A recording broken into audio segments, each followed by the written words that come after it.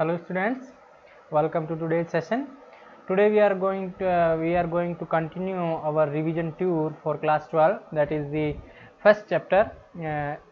In this chapter we are revising the things that we have studied in class 11 because that is mentioned in your syllabus under unit number 1.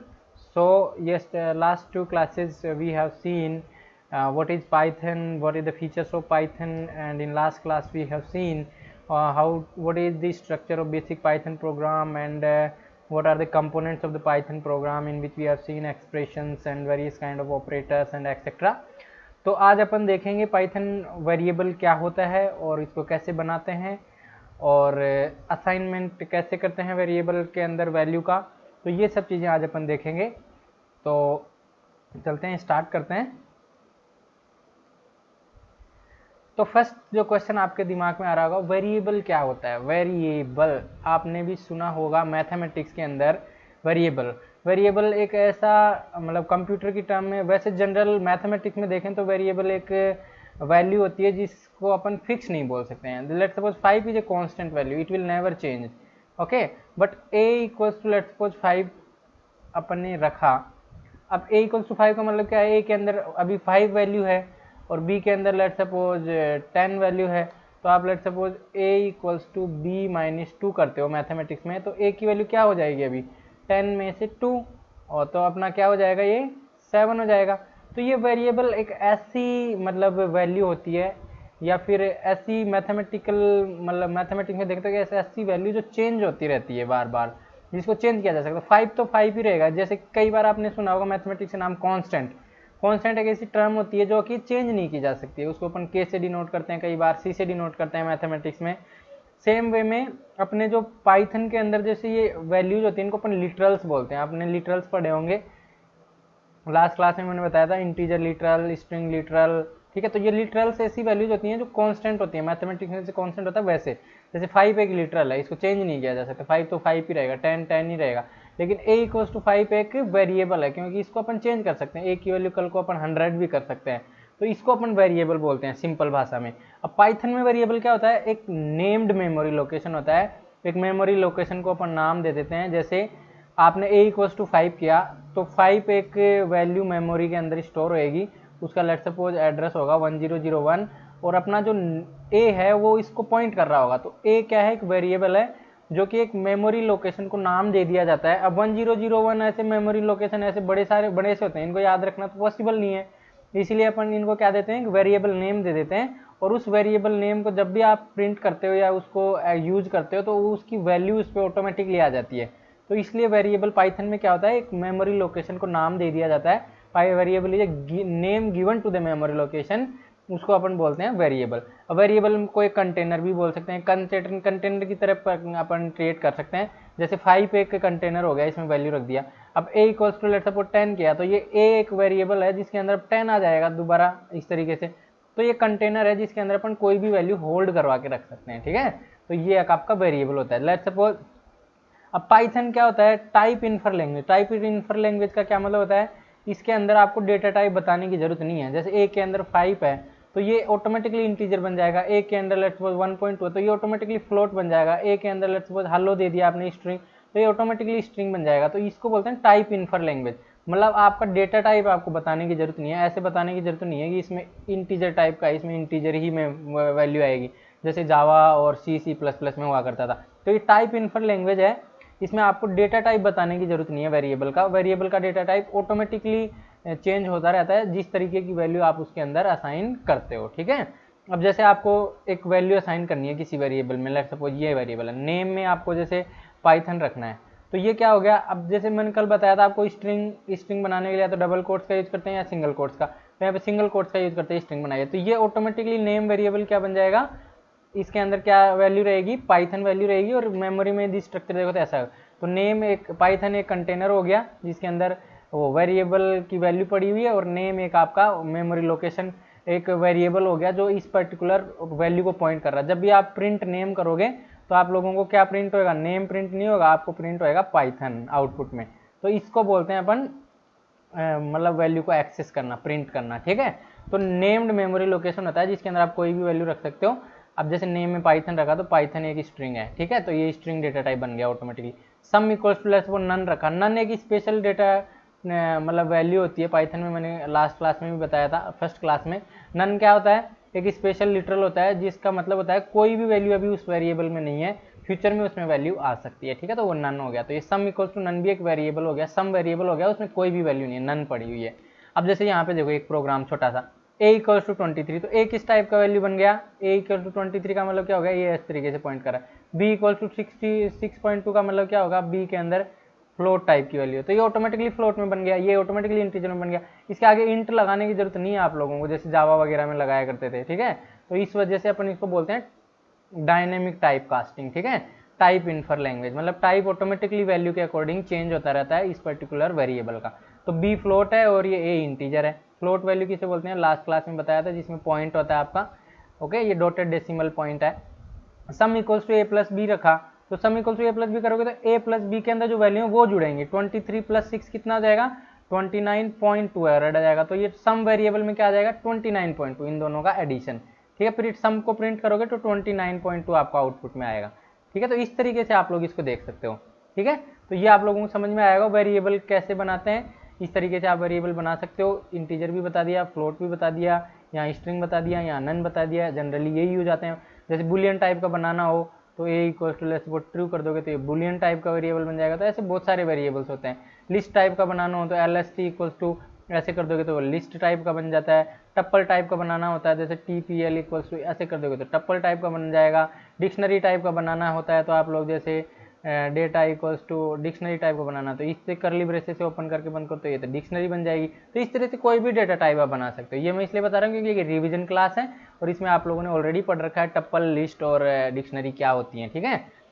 अब अपन देखते हैं, ये तो अपना हो गया single assignment, single value single variable में assign कर रहे हैं अपन, ठीक है। इसको आप देखना चाहो आइडियली पे तो मैं आपको दिखा सकता हूँ कि आप वैल्यू कैसे असाइन करते हो, ठीक है। देखिए अभी मैं आइडियली में आपको दिखा देता हूँ एक वेरिएबल बना के। अभी देखना ये आइडियली स्टार्ट होता है अपना, ये आइडियली चल गया। अब जैसे मेरे को वेरिएबल बनाना है ए नेम इक्वल्स टू जैसे पाइथन, तो इस तरीके से वेरिएबल बनाना तो मैं ऐसे बना लूँगा। अब देखो नेम, अब प्रिंट करोगे नेम को तो पाइथन प्रिंट होएगा, देखना पाइथन प्रिंट हो गया कंसोल पे। ये किस एड्रेस पे क्रिएट हुआ है ये वेरिएबल, तो इसका एड्रेस भी जान सकते हो, इस आईडी मेथड का यूज करते हो, इसका एड्रेस बता दिया देखो ये। अब जैसे ए इक्वल्स टू 10 किया तो अब ये ए वेरिएबल बन गया, 10 इसके अंदर वैल्यू चलेगी, इसको प्रिंट करवा सकते हो। देखो ए की वैल्यू 10 आ रही है, इसका एड्रेस प्रिंट कराना तो ए का एड्रेस देखो आईडी है तो ये आईडी का एड्रेस हो गया। ये टाइप चेक करना है इसका क्या टाइप है तो ये बताएगा देखो टाइप, ओके, आर्ग्यूमेंट पास नहीं किया, टाइप और फिर यहाँ पे ए लिखो, देखो इंटीजर बता रहा है। टाइप ऑफ नेम देखो क्या बताएगा, स्ट्रिंग बताएगा, नेम तो देखो स्ट्रिंग बता रहा है। तो इस तरीके से डेटा टाइप ऑटोमेटिकली चेंज होता है।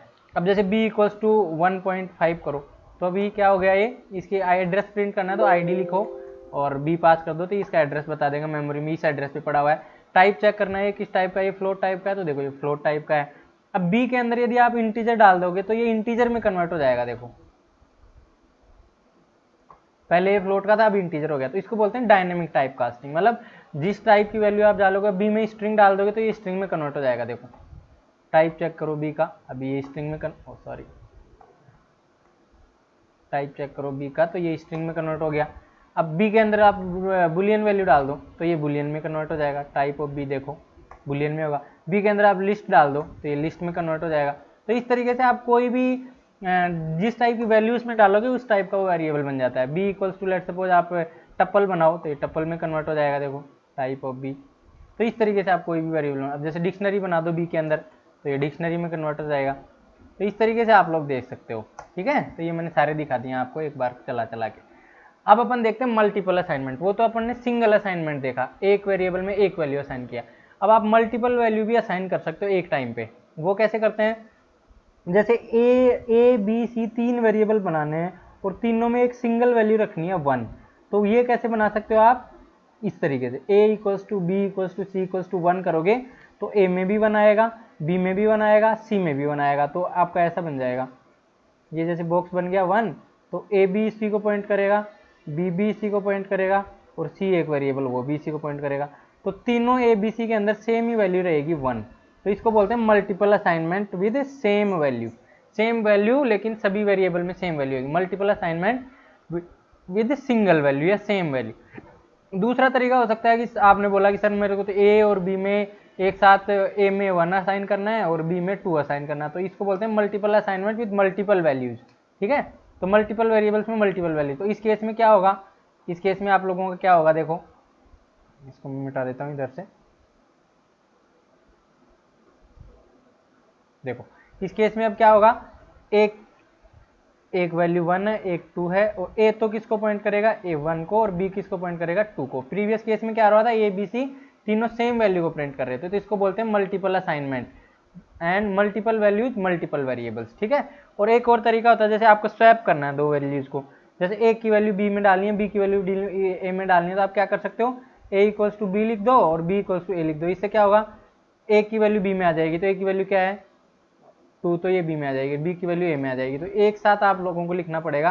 तो A comma B, B comma A लिखोगे, तो A comma B equal to B comma A लिखने से क्या होगा, बी की वैल्यू तो ए में आ जाएगी और ए की वैल्यू बी में आ जाएगी सेम टाइम पे, तो ये यहाँ पे 2 आ जाएगा, यहाँ पे 1 आ जाएगा। तो इस तरीके से स्वैपिंग भी कर सकते हो वैल्यू की, आप मल्टीपल असाइनमेंट का यूज करते हैं। अब अपन इसको चला के देख लेते हैं एक बार आइडियली में, तो आपको थोड़ा सा आइडिया लग जाएगा मैं क्या कहना चाह रहा हूँ।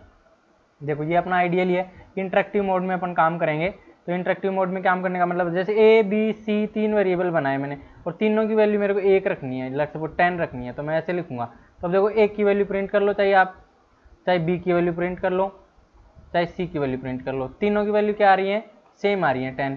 ठीक है, अब लेट्स सपोज आप ए की वैल्यू 1 करनी है, बी की वैल्यू 2 करनी है, सी की वैल्यू 3 करनी है, तीनों एक साथ असाइन करनी है, तो 1, 2, 3। इससे क्या होगा, ए में 1 जाएगा, बी में 2 जाएगा, सी में 3 जाएगा। तो देखो अब प्रिंट करो ए बी सी को, ए 1 प्रिंट करो, बी को 2 प्रिंट करो, सी को 3। अब जैसे आपको ए की वैल्यू बी में डालनी है, बी की वैल्यू ए में डालनी है, तो आप ऐसे भी लिख सकते हो, A comma B equals to B comma A. तो देखो ए की वैल्यू पहले 1 2 थी, बी की वैल्यू 1 थी, बी की वैल्यू 2 थी, ए की वैल्यू 1 थी। अब देखना इसी स्टेटमेंट के बाद में ए की वैल्यू 2 हो जाएगी, बी की वैल्यू 1 हो जाएगी। तो देखो प्रिंट करो ए को, तो ए की वैल्यू हो जाएगी 2 और बी की वैल्यू हो जाएगी 1। तो इस तरीके से आप मल्टीपल असाइनमेंट कर सकते हो। ठीक है, तो ये मैं बताना चाह रहा था आप लोगों को। अब अपन आगे बढ़ते हैं, ये इसको बोलते हैं मल्टीपल असाइनमेंट। ये सम का प्रोग्राम मैं आपको बना के दिखा देता हूँ। जैसे ए और बी के अंदर क्या है, 1 और 2 है, इन दोनों को सम करना चाहते हो, तो सम इक्वल्स टू क्या लिख दोगे, ए प्लस बी। अब सम वेरिएबल को प्रिंट करोगे तो देखो ए और बी में जो वैल्यू थी 1 और 2 वो ऐड होके प्रिंट हो जाएंगी 3। तो इस तरीके से आप सम कर सकते हो। ठीक है, अब अपन देख लेते हैं नेक्स्ट आपका वेरिएबल का स्कोप। वेरिएबल का स्कोप किसे बोलते हैं भाई, कौन सा वेरिएबल की लाइफ कितनी है उसको अपन बोलते हैं उस वेरिएबल का स्कोप। ठीक है, कौन सा वेरिएबल कहाँ तक एक्सेसिबल है, ठीक है, उसको बोलते हैं अपन वेरिएबल का स्कोप।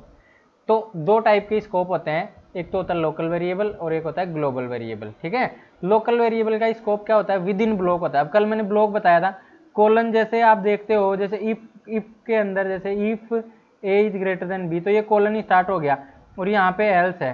ठीक है, लेट्स सपोज, तो ये जो इफ के अंदर जितना, अब जैसे इफ के अंदर इनसाइड यदि आप लोग को ये एक्स इक्वल टू 10 बनाते हो ना, तो ये जो एक्स वेरिएबल बनाया है वो इस इफ ब्लॉक के अंदर अंदर एक्सेसिबल है। यहाँ पे यदि आप प्रिंट एक्स करोगे एक्स एल्स में जाके, तो एरर आ जाएगी।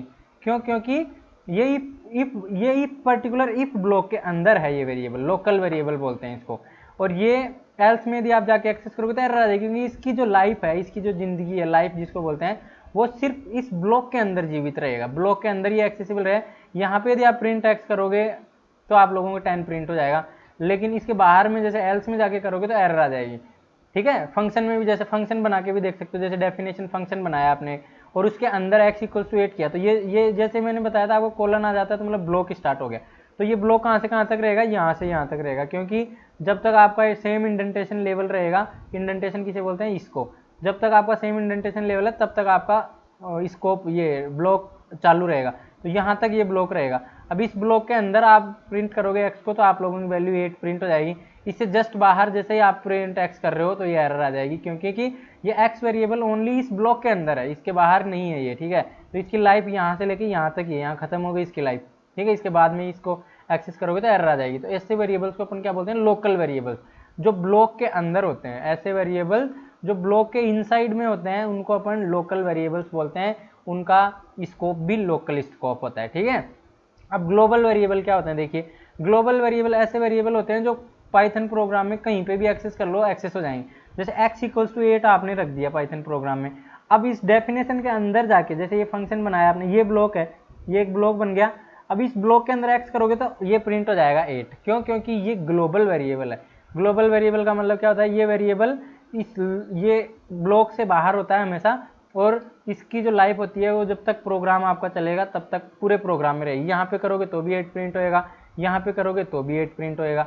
तो इसको बोलते हैं अपन ग्लोबल वेरिएबल। ऐसा वेरिएबल जिसकी लाइफ पूरे प्रोग्राम में रहती है उसको अपन बोलते हैं ग्लोबल वेरिएबल। ठीक है, चलो अपन इनको चला के देखते हैं आइडियली में एक बार, तो आपको थोड़ा सा क्लियरली पता लगेगा। ठीक है, चलो आइडियली में मैं अब एक फाइल बना लेता हूँ, क्योंकि ये थोड़ा सा बड़ा 3-4 लाइनों का कोड है, तो मैं एक नई फाइल बना लेता हूँ। लेट्स सो इसको सेव कर लेता हूँ, इसका नाम दे देता हूँ स्कोप डेमो। ठीक है, लेट्स से इसका नाम दे दिया मैंने, और इसको मैंने सेव कर लिया अपने फोल्डर में, कहीं भी सेव कर सकते हो आप। अब जैसे मैंने बनाया एक डेफिनेशन बनाई, फंक्शन बनाया, डेफिनेशन बनाना मतलब फंक्शन बनाई, जैसे फंक्शन का नाम दे दिया फन। ठीक है, और इसका ब्लॉक स्टार्ट हो गया। इसमें मैंने एक वेरिएबल बनाया x equals to let's say 10।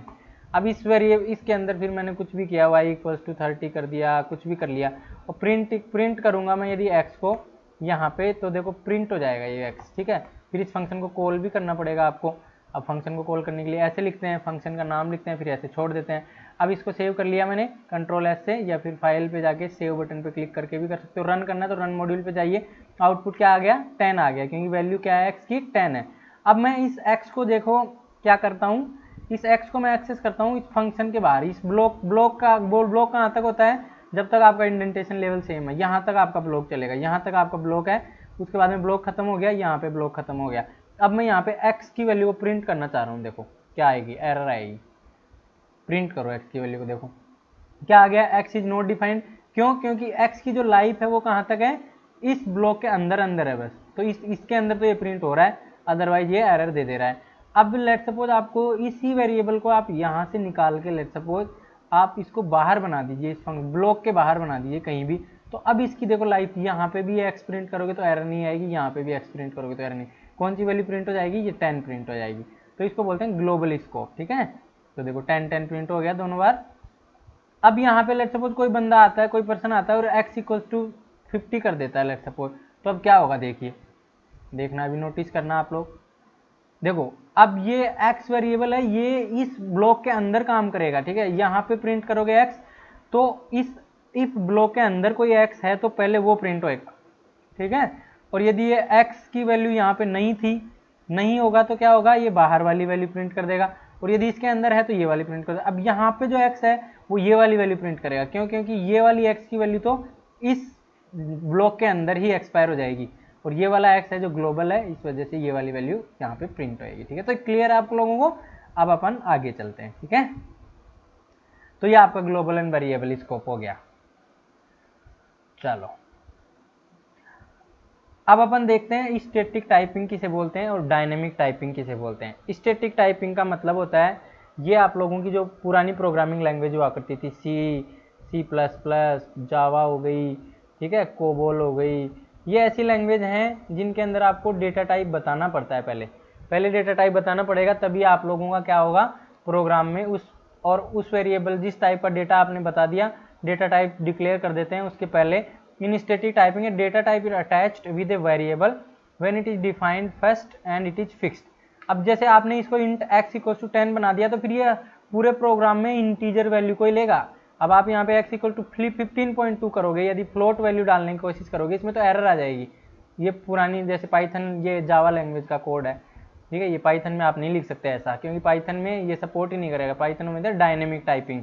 ठीक है, अब इस x का डेटा टाइप भी चेंज नहीं कर सकते, इसमें इंटीजर ही वैल्यू रखते हो। अब x इक्वल टू 30 ऐसे करोगे तो चल जाएगा। क्यों? क्योंकि आप इंटीजर वैल्यू तो आप चेंज कर सकते हो इसमें, क्योंकि वेरिएबल है, वेरिएबल में तो आप कोई भी वैल्यू डाल सकते हो, लेकिन इंटीजर ही डाल सकते हो इसके अंदर ओनली।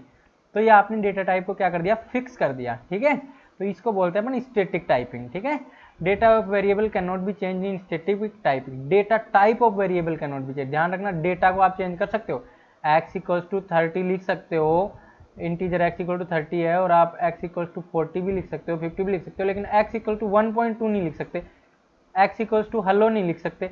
क्यों? क्योंकि आपने इसका डेटा टाइप चेंज करने की कोशिश की है। तो स्टैटिक टाइपिंग जैसे जावा प्रोग्रामिंग लैंग्वेज में ये अलाउड नहीं होता है, तो ये स्टैटिक टाइपिंग होती है जिसके अंदर आप वेरिएबल का डेटा टाइप फिक्स कर देते हो पहले ही बता के कि ये फ्लोट टाइप का है, ये स्ट्रिंग टाइप का है, फिर उसकी वैल्यू भी आप उसके अकॉर्डिंग ही चेंज कर सकते हो। अदर टाइप की वैल्यू डालोगे तो एरर आ जाएगी, ठीक है।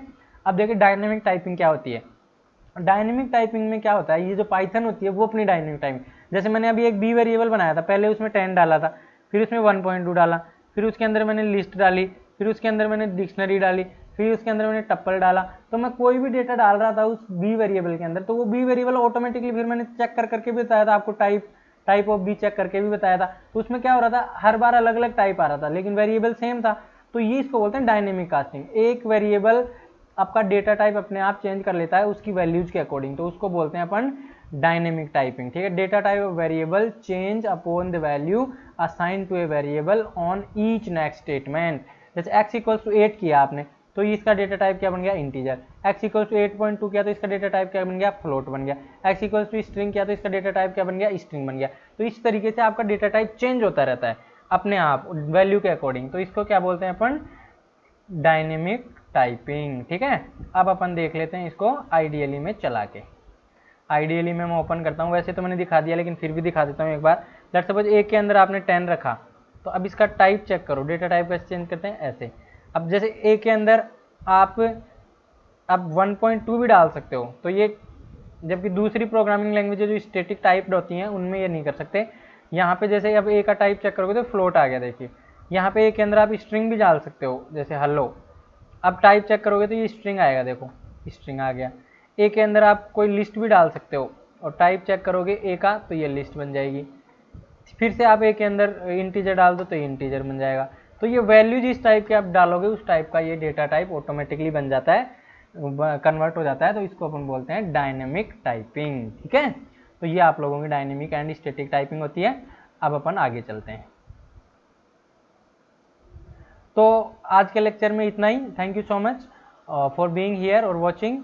यदि आप लोगों को ये वीडियो पसंद आया तो आप इसको लाइक ज़रूर करें और अपने क्लासमेट के साथ भी शेयर करें ताकि उन लोगों को भी इनका बेनिफिट, इन क्लासेस का बेनिफिट मिल सके।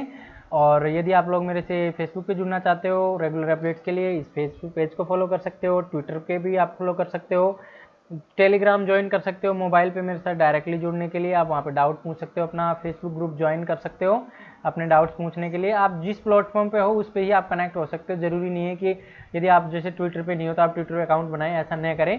फेसबुक में हो तो फेसबुक पे आप इस पेज पे जाके लाइक कर सकते हो, वहाँ पे आपको अपडेट मिल जाएंगी।